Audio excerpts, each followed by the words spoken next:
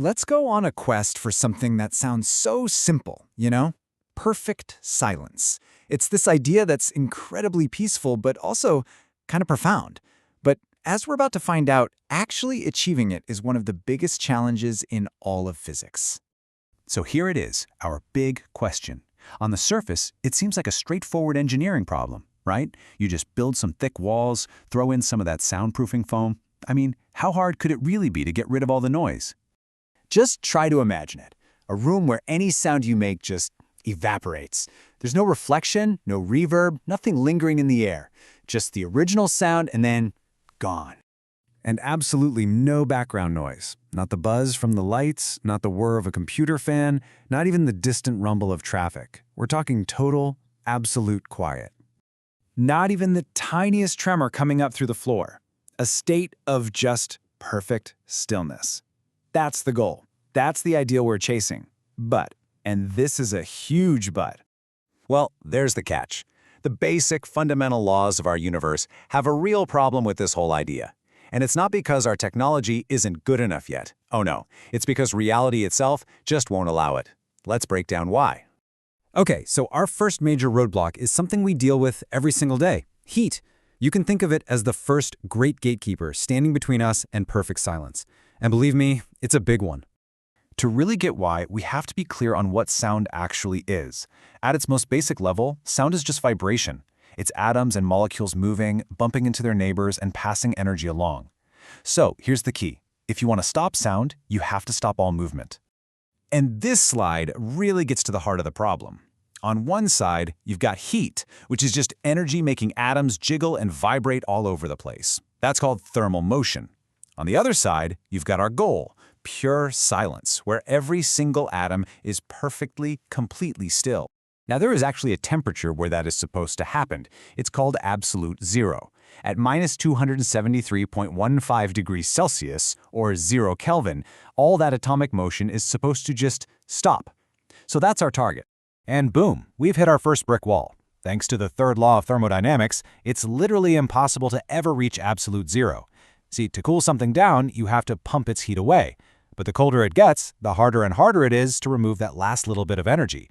We can get incredibly close, I mean billionths of a degree away, but we can never ever get all the way there. So our very first requirement for silence is completely out of reach. All right, fine. So what if we try a different approach? If the atoms in the air are the problem, hey, let's just get rid of the air. We'll create a perfect vacuum. But, as we're about to see, that just opens the door to an even stranger and much deeper problem.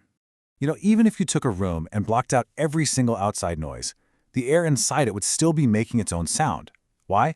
Because the billions upon billions of air molecules are constantly zipping around, crashing into each other.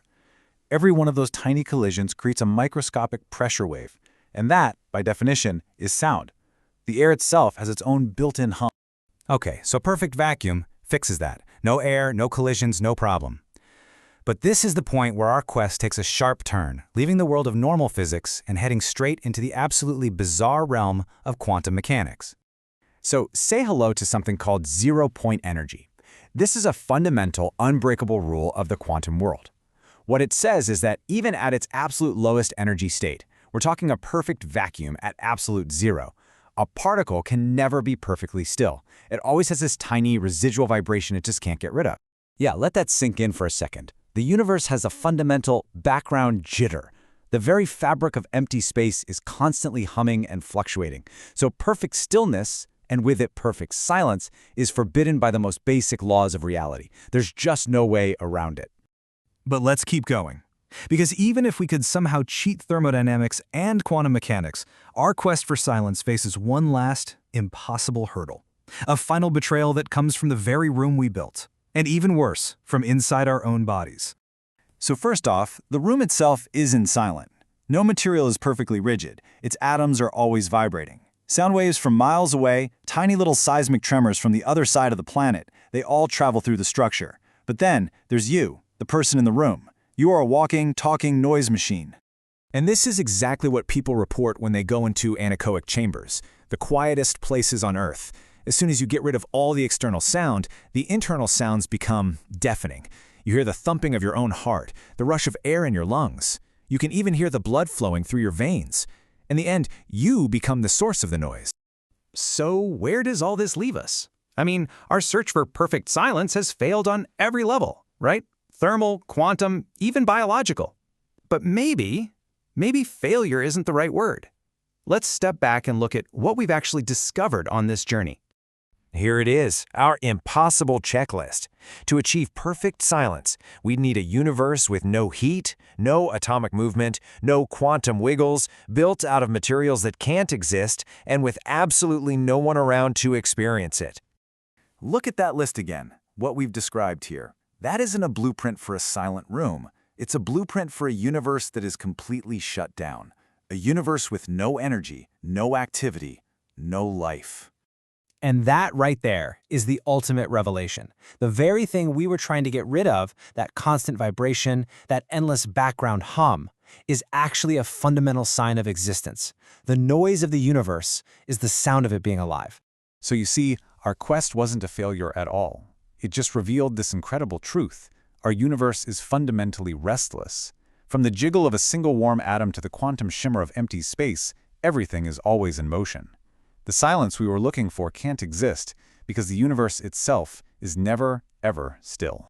Which, of course, leads to a really interesting new question. If motion is so fundamental, so unavoidable, why can't we just harness it forever? Well, in our next explainer, we're going to tackle the centuries-old quest for perpetual motion and find out exactly why you can't build a machine that runs forever. See you then.